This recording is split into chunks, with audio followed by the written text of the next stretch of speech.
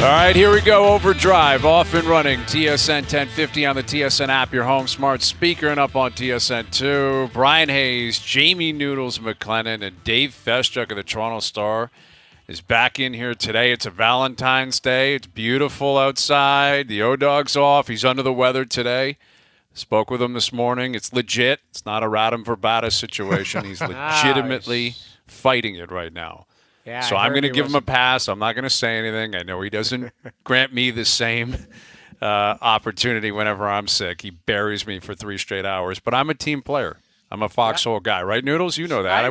I'd never bury him. No, you're not going to kick a guy when he's down. He's sick and not feeling well. It's going around. I'm a little bit stuffy, if you can tell that I'm congested. I've been back and forth, but it's it's this time of year. It's the weather changing, all of that, and plus we're older now. That's what it is. I feel like my kids they're germy little kids because they're at school, and they're handing it out to everybody. Germy little kids at school. Well, that's what everybody's kids. You're right. Kids, it's going around. And Dave, you got to play the role of Bobby McMahon today. Do you think you got it in you? Can you pull a Bobby McMahon and just drive the show this afternoon? Yeah, just like Bobby, I didn't think I'd be in this seat today. I didn't think I'd have the opportunity to be doing what I'm doing, and if I can come up with a hat trick, heck, if I can have like a secondary assist here, I will be happy. I'm not going for the hat trick, fellas, but Bobby Feschuk, I love Bobby Feschuk. Yeah, that's outstanding. Yeah, that's exactly what we're dealing with today. So the O-Dog's off.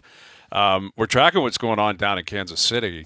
Eerily, like we talked about this yesterday, Dave. You and I were talking about this 22 hours ago. Yeah, the parade in 2019, the Raptors and Noodles, we were all there. We were down at City Hall, right? Yeah. We're down at Nathan Phillips Square. We're waiting all day. They get there. Everything's kumbaya.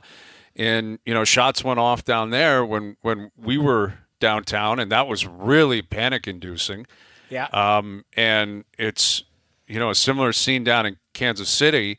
In fact, worse, 10 people have been shot. 1 has died. That has been confirmed by the Kansas City police, and it was at the end of the parade, and everyone got out of there, and the parade abruptly came to an end. And it's just wild that we were talking about it yesterday, Dave. Yeah.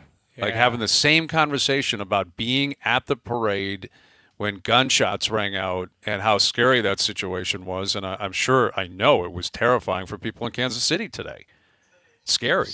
Terrible. It's a really scary scene. I didn't know you guys. I mean, obviously you talk about it, but I never even thought of it.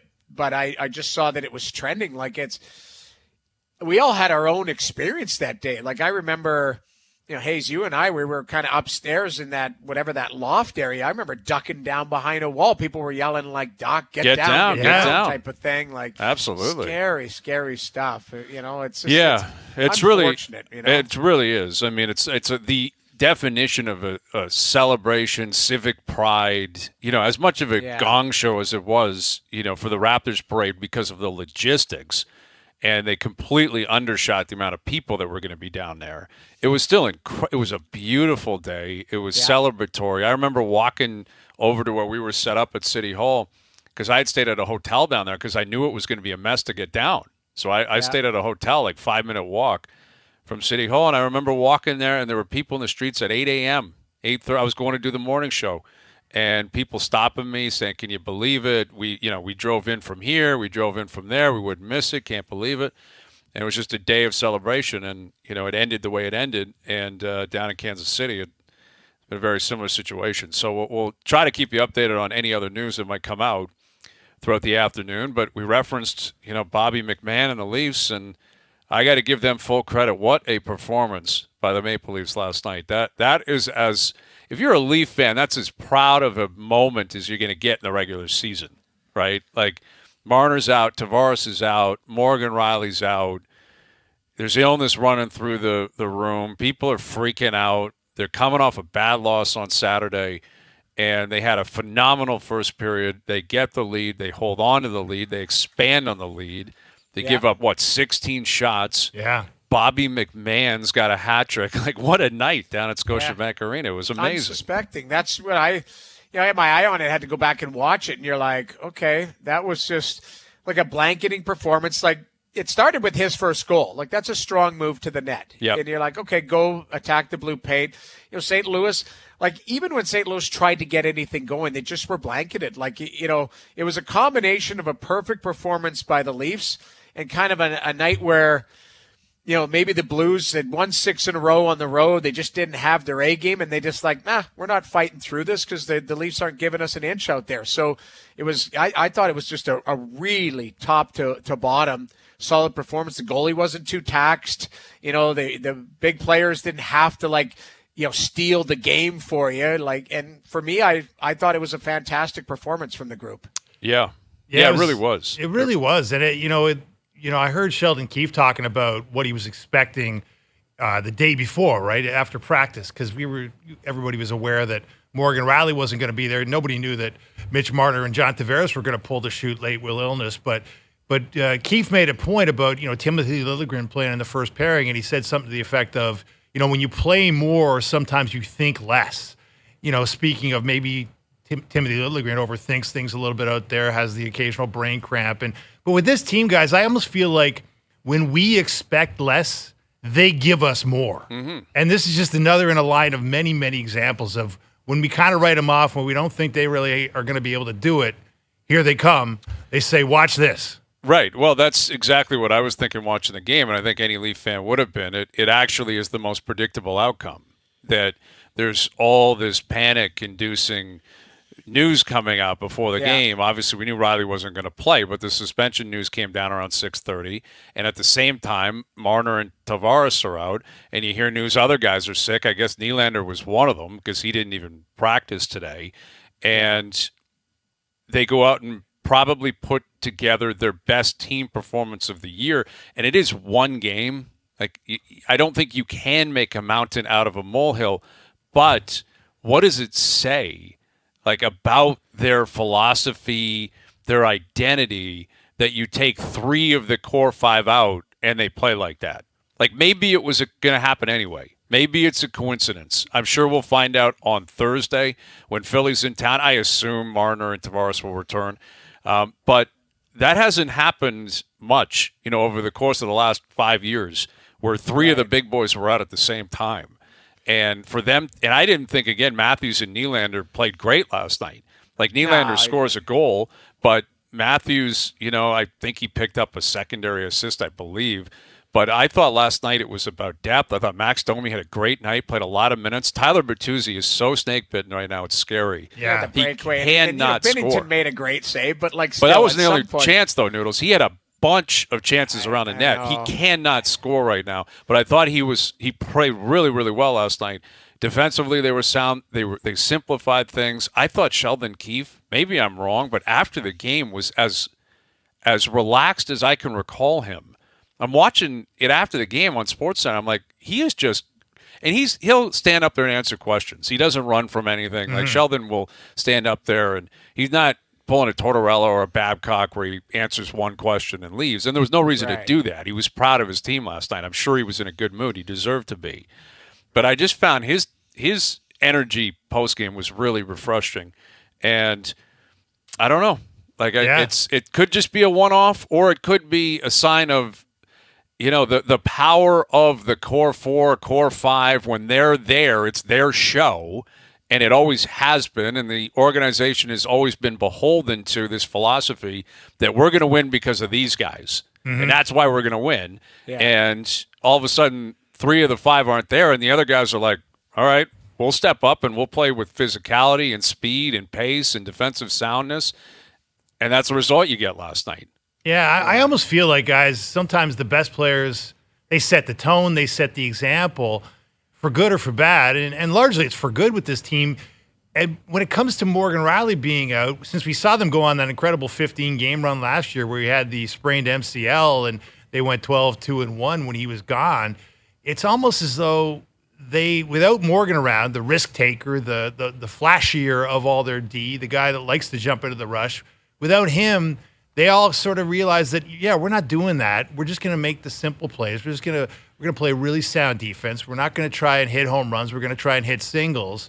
And suddenly, you get a coach that looks relaxed because he hasn't been on tenterhooks all game, wondering what the hell these guys are doing, trying stretch passes and trying to jump into rushes they shouldn't be jumping into and pinching when they shouldn't be pinching because they just played common sense hockey.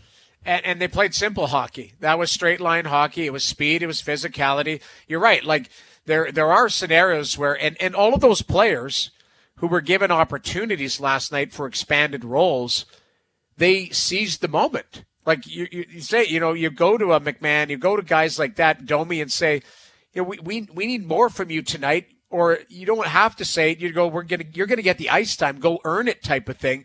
And they did. And it was, sometimes you're right.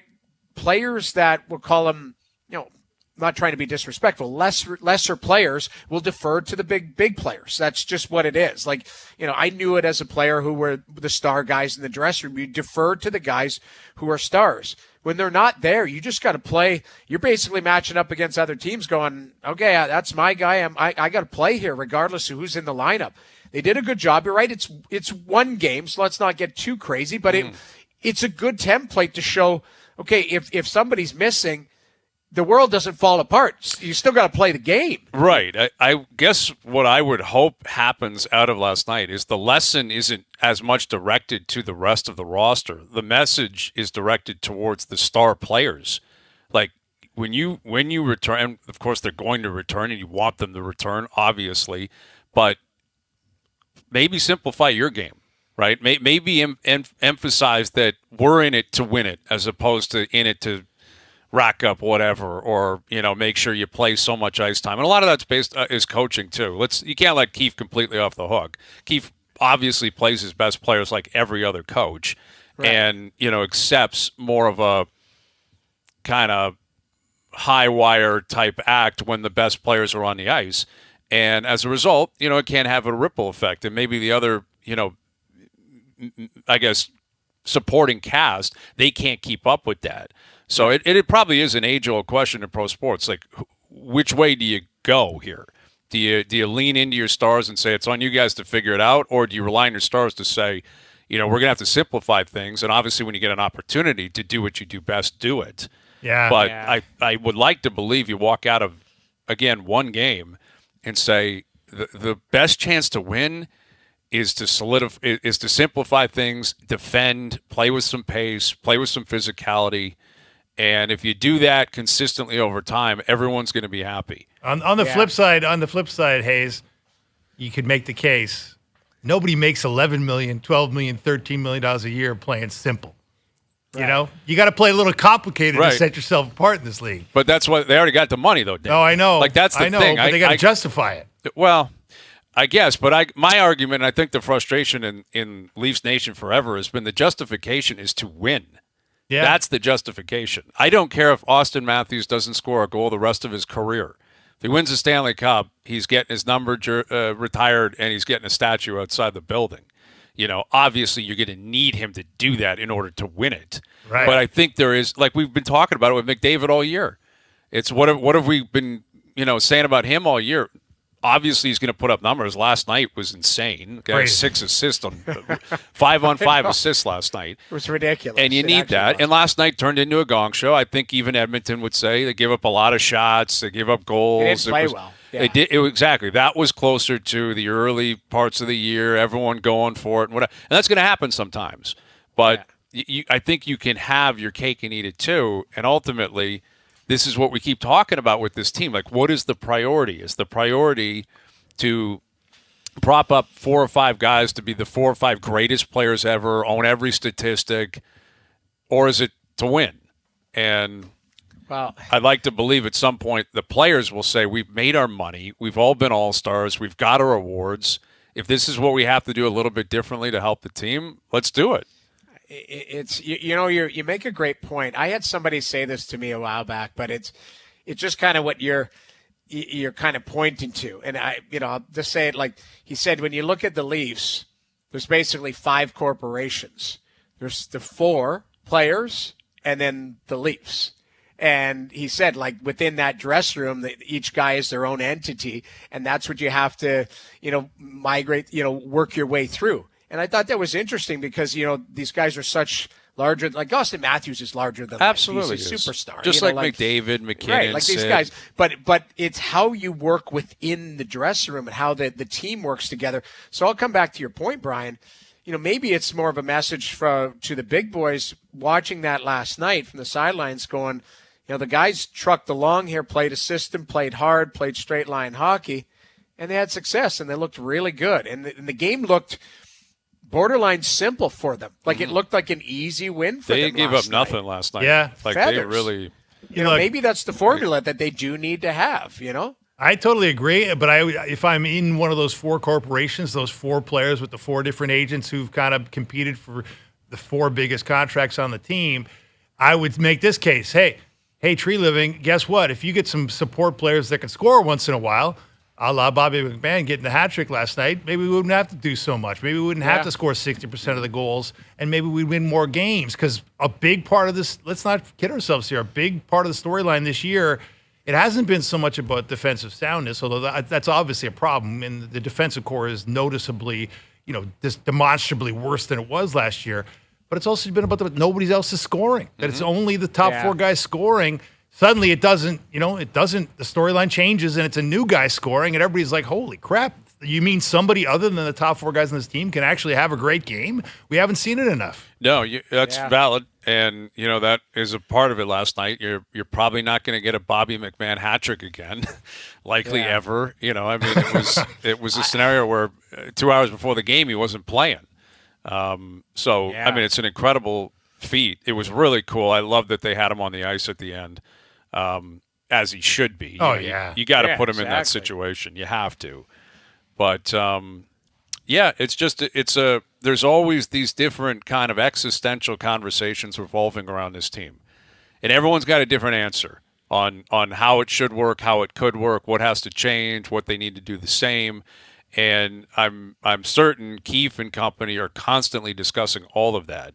And I'd like to believe, and I'm sure it's the case, the players are thinking about that themselves. Like, how do we have the ultimate success? I have no doubt they all want to win. Of course they want to win. But they haven't been able to find a way to consistently look like a winner this year, and we know their playoff history in the past. So at a minimum, it was a really positive night, and the question becomes, how do you roll it over? You got Philly in town tomorrow.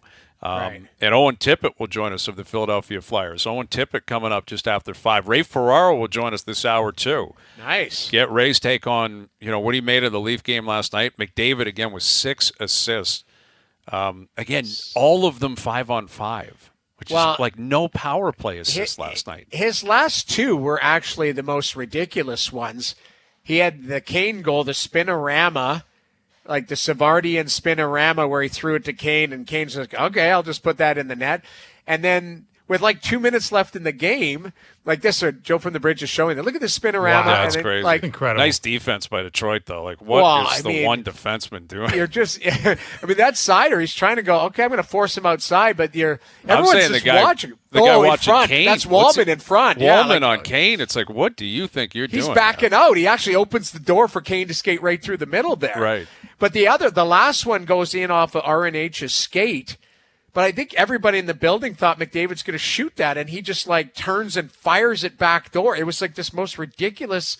Like RNH didn't even react. He was like, "What the hell was that?" It was the 8th goal too. Like, what's he doing on the ice for 2 minutes? I know. You know what I mean? Like spinorama for an 8-4 goal. Like it was just ridiculous.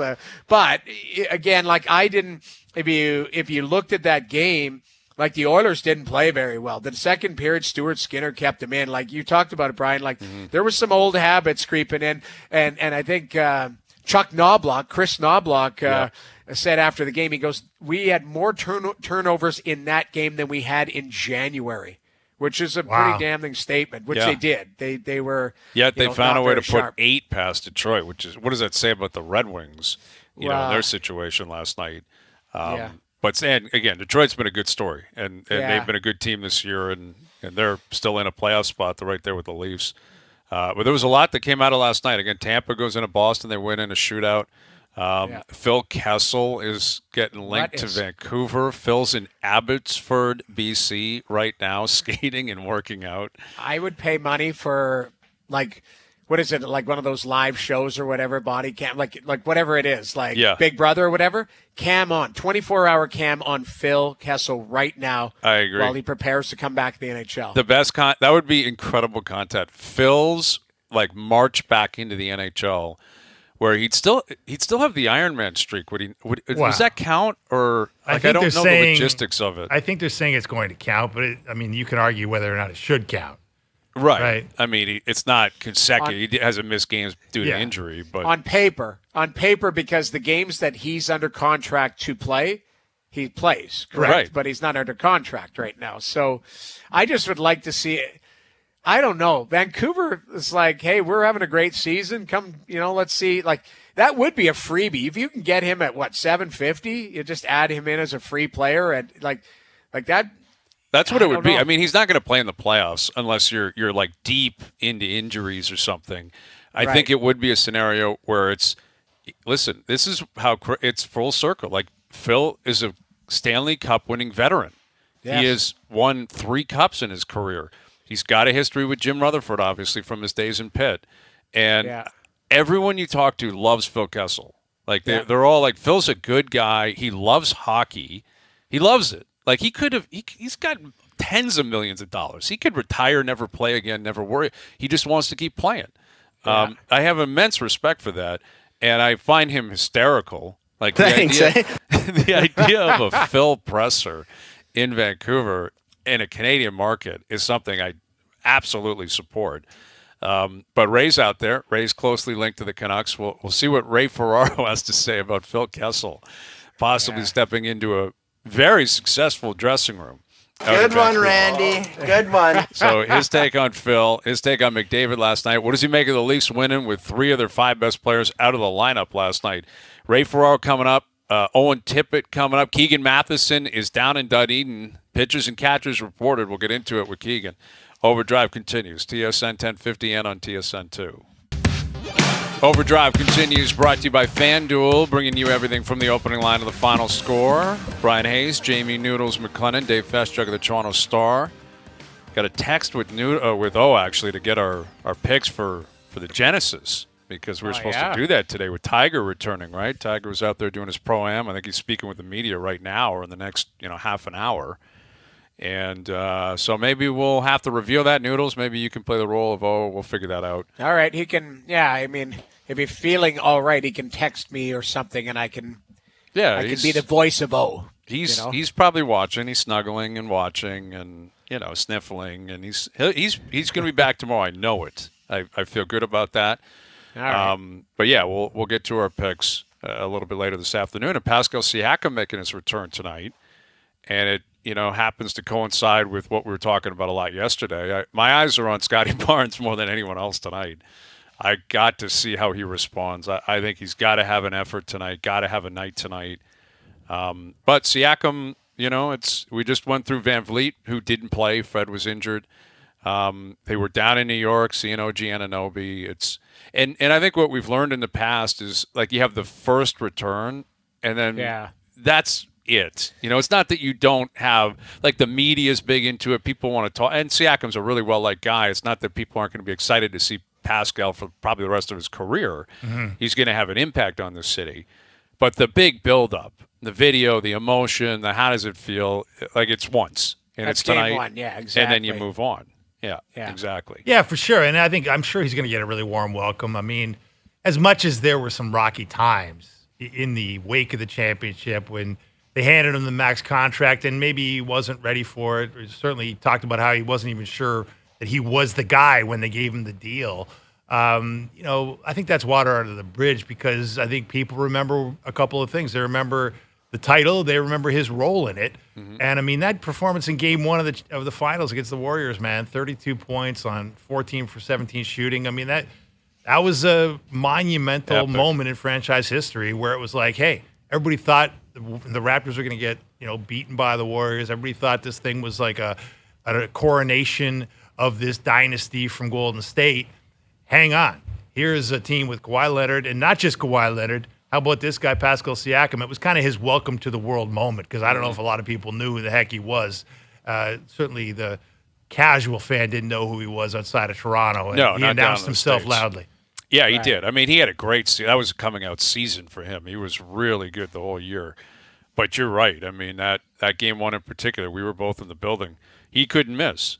Like, he could not miss. And he was hitting shots from all over the place. And, we'll see. It'll be an emotional evening, I'm sure, with Siakam in town. And if he remains in the East, like I think he'll probably re-sign in Indiana, I think. It's heading that way. Yeah, and we're going to see him, a couple times a year. Where with Van Vliet, Kawhi, different story. Right. All right, Ray Ferraro coming up here in just a moment. His take on the Leafs win last night, without three of their five best players. Philly in town tomorrow. Phil Kessel is linked to the Vancouver Canucks. I think it's a good thing if Phil's back in the game. It's good for the game. I want Phil Kessel playing. playing. I think it would be great. I want him in the NHL, and I think it's great.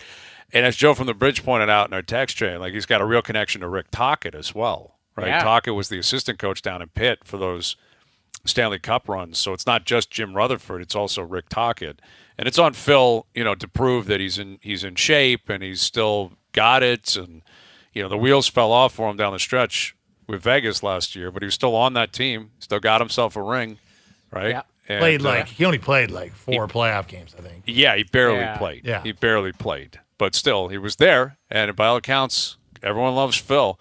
Yeah. Here's Ray Ferraro, our TSN and ESPN hockey analyst. Are you rooting for Phil in Vancouver, Ray, or what? How can you not root for Phil?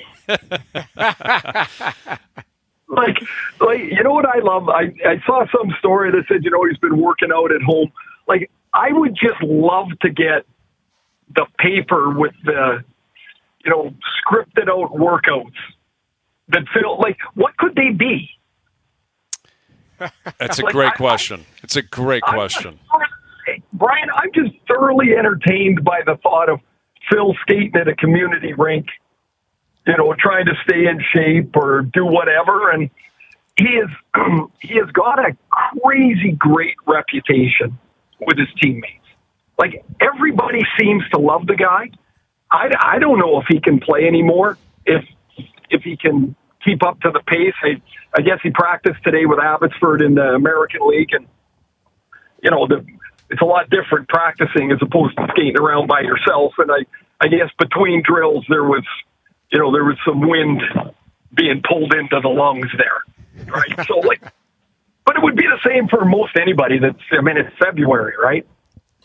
Well, Ray, I said when we were talking about it in the last segment, like, this should be a pay-per-view. Like, this should be, if you put a body cam on him or had him followed, if this was like a Big Brother with cameras all over him for as long as the comeback takes, him in Abbotsford, like, from the minute he gets out of bed to the minute he goes to bed, like, what is his day going to look like? His march back to the National Hockey League, that would be a pay-per-view that would make millions and millions of dollars. Well, yes, because Noodles, you've been to Abbotsford. Yes, I have. Correct? Yes. That's not downtown Vancouver. No. So that's 90 minutes away, and as he's driving out there, picking up his gear and driving out there, he must have been going, where am I going?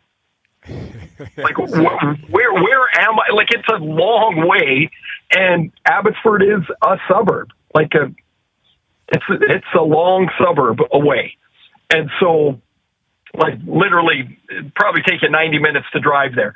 And the distance, from Abbotsford to Vancouver is not the same as from the American League to the NHL, especially with the way the team is, the way that they want to play, which is really fast and really aggressive. And they have a long history with Phil.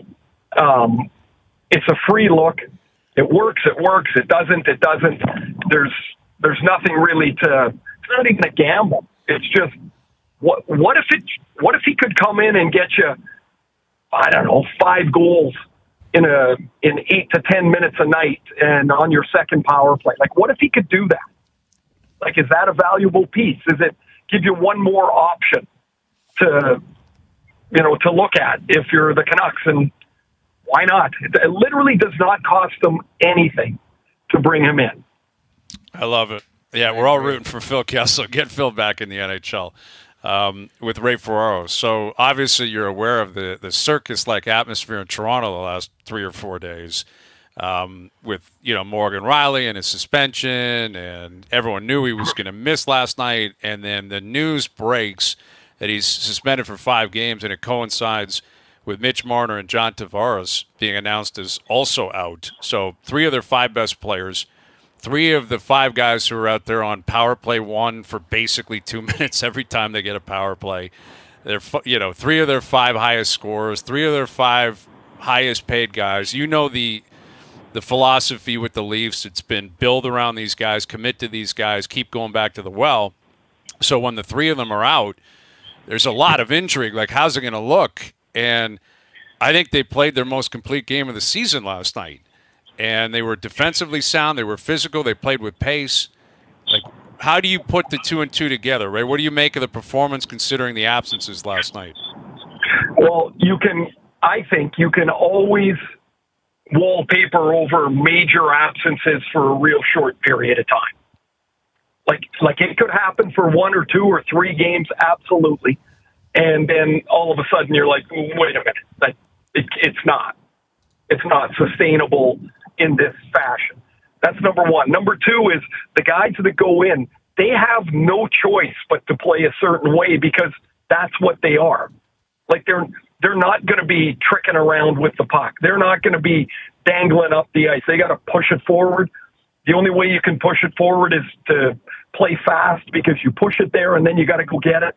And then when you get there, they're more physical guys most often because they don't have the skill of the other guys. So they're going to run into somebody. And the opponent last night was perfect for them because that's not a high-pace, high-skill team. That's a blue-collar work team. So the matchup, I think, last night was really quite good for them.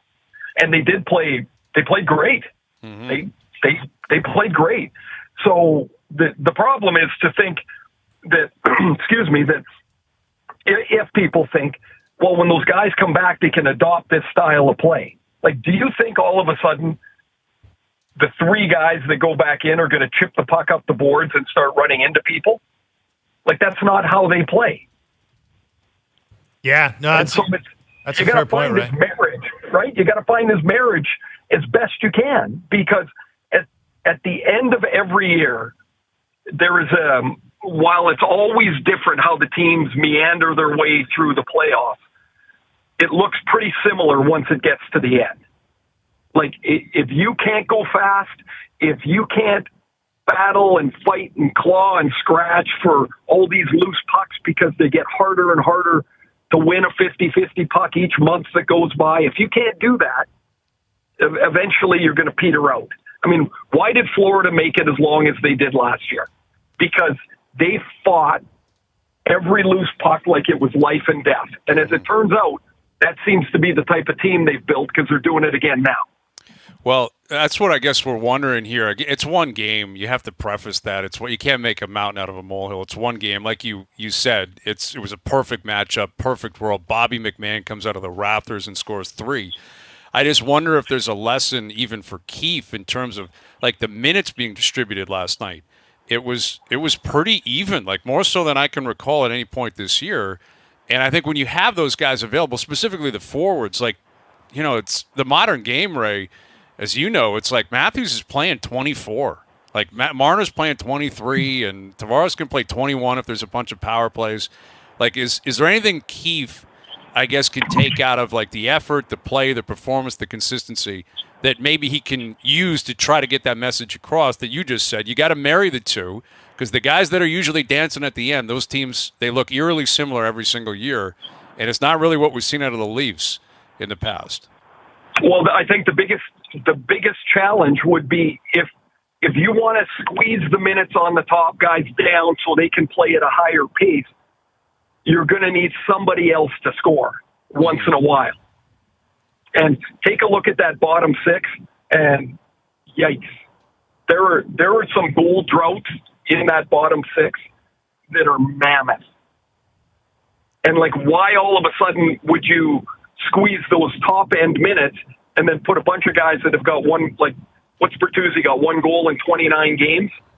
Like, you can't put them on the ice more until they score. Like, if they could get just a little bit from the bottom end of their roster, you could squeeze the minutes a little bit. I'll give you an example. So, of course, I watch the Canucks a lot. So their third line is Teddy Bluger, Dakota Joshua, and Connor Garland. It is a fabulous line. Amazing. They've had an amazing year. On the road trip, they won the first game in Carolina. Then all of a sudden they're 1-1-1. They go into Washington on Sunday afternoon, like before the Super Bowl, and Pettersson doesn't really, like, it's not really a great game. Miller scores, but like it's a muddy game, right? It's one of those sluggish games. Well, they can afford to play those guys 15 minutes that night because they have a reasonable expectation they're going to get goals from somewhere else in the lineup.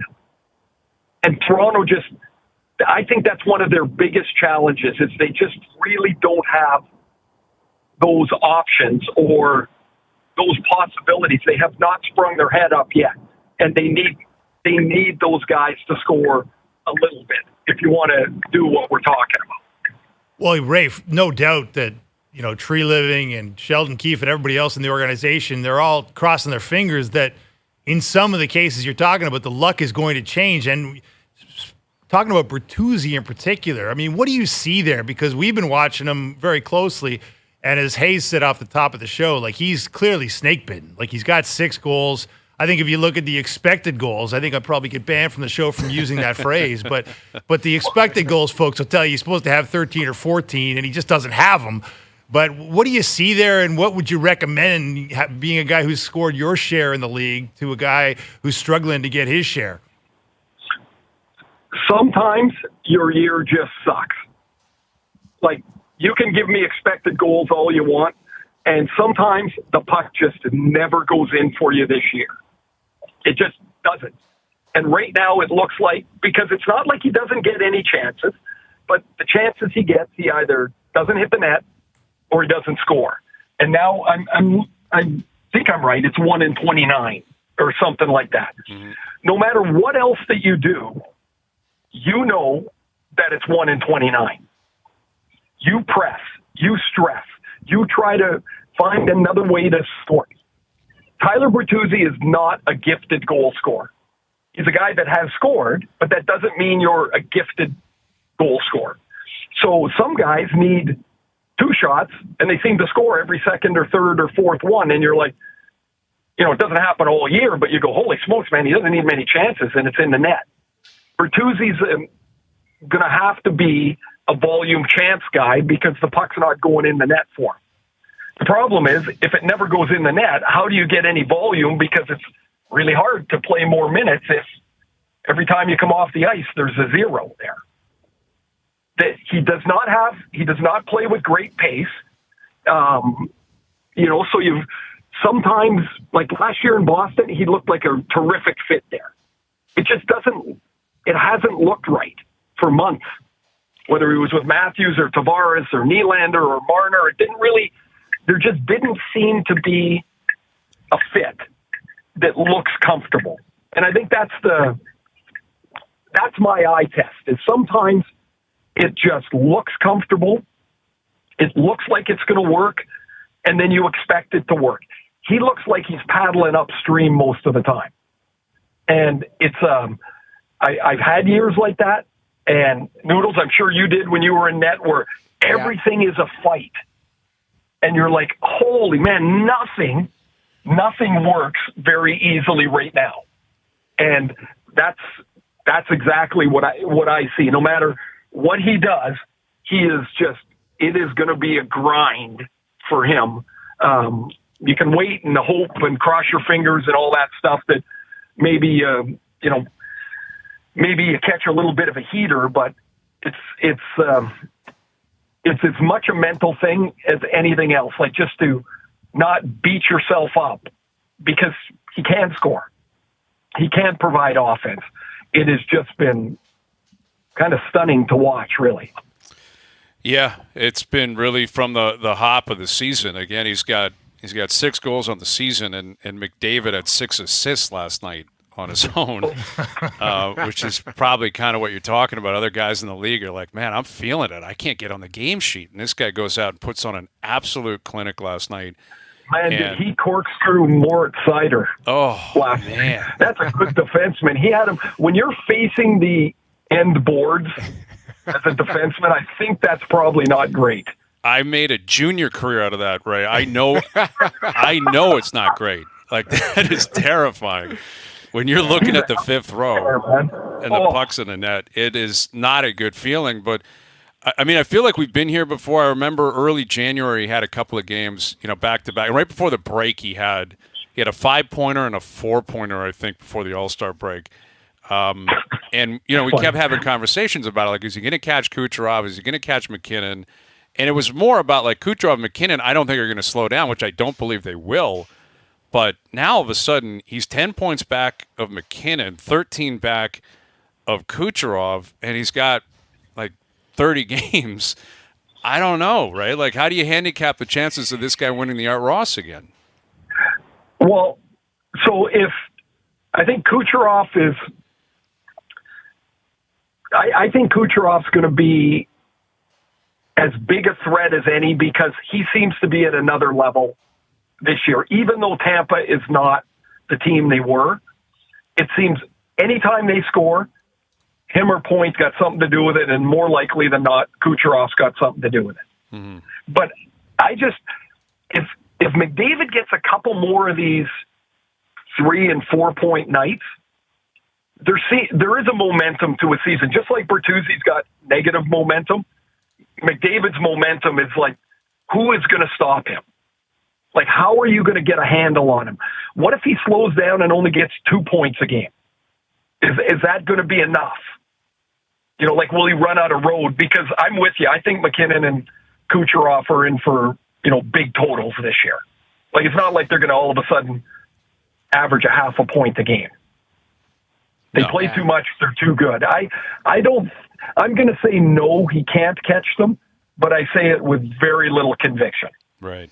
Yeah. On the other end, like, I was thinking about this. LA gets spanked last night, and it's ugly. It's one of those nights because they had played very well against Edmonton the other night. They go into Buffalo. Buffalo just puts a touchdown up.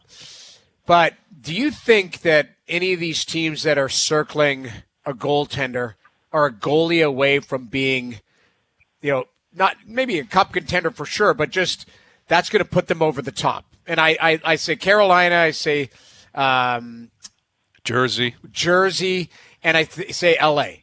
Because, everyone's been talking about Markstrom or Mackenzie Blackwood. Like, Markstrom's a different animal because I think Markstrom, if you look at his stats, they're top 3 to 5 this year and expected goals, all of that. He's having a career season. But you look at LA, do you think LA's a goalie away from being, a cut above Vancouver, Edmonton, Colorado, Winnipeg, Dallas? Who else am I missing there? Vegas. Yeah. You know what, Toodles? Excuse me. At the start of the year, like the first month or two, I would have said yes. Right. Yeah. Their problems now are like they're multi-layered now. It's not just like they've gone away from Talbot. It's David Riddick in goal. I assume Talbot will play next game since Riddick started and got ventilated last night. But it feels like they've lost it. If there's one position that can change, it's a goalie, of course, where, I think back to when Minnesota was struggling, they had nobody in goal and they just took a flyer on Devin Dubnyk. And all of a sudden their whole season changed. Yeah. And so I think LA's pretty good. I thought they were better and I didn't think they would be in the boat that they're in right now. But they don't have any cap room. It's going to be hard to get a goalie without, you got to give away players because you need the money to get off your cap. I think they're in a tough spot. I'm really surprised too because I thought that was going to be a good team. Mm-hmm. I really did. Well, We're a few weeks away from the deadline, so the race is on, I guess. We'll see what comes of it. Always appreciate you doing this, buddy. We'll do it again soon, and happy Valentine's Day. Oh, thanks. Happy Valentine's Day, too. I hope you guys were right on it, this morning with cards and gifts and flowers and chocolate. I'm not kidding you. Golf clubs arrived at my door today. I didn't know they were showing up today. I don't think it's going to go over well. I don't think it's going over well. It was a complete coincidence, but golf clubs arrived today. I got to tell you, Cammy got a big bag of air. Nothing. Yeah. Uh-oh. Yeah. Same. We got time. You got until midnight. You got a lot of time, Ray. Yeah, feathers around the household around here as well. I mean, it's just it's not that's two-way street, right? I got the same thing. Hey, how are you? Good to see you. Yeah. That was exactly it. It was about 11 o'clock, and I'm like, it's Valentine's Day. Right, exactly. Yeah. All right, buddy. We'll do it again soon. Thank you for this. Great to talk to you guys. Be well. See ya. You got it. Ray Ferraro, ESPN Hockey analyst. All right, Owen Tippett of the Philadelphia Flyers in about 15 minutes. Overdrive continues. TSN 1050 and on the TSN app. All right, Owen Tippett coming up of the Philadelphia Flyers. We get a little Valentine's bit at 5:30. You know we got to do something, right? We're bringing something creative to the table. Doogie's been really working behind the scenes, considering it is Valentine's Day. And a nice Valentine's gift for Steve Wilkes, the defensive coordinator of the Niners. He was fired today, and that's great, right? There's no jobs left. The offseason's over. You lose in the Super Bowl to add insult to injury. 2 days later, 3 days later, you get let go. It had been an ongoing story out there that it hadn't been a great relationship, him and Shanahan, but still, I don't think it's a great look for Shanahan either. He dropped the ball in the Super Bowl, and it's like, you're out. I'm still here. But that's the nature of the beast. So more on that later this afternoon. Pitchers and catchers have arrived down in Dunedin. We'll get into that, too. Overdrive continues. TSN 1050 and on TSN 2.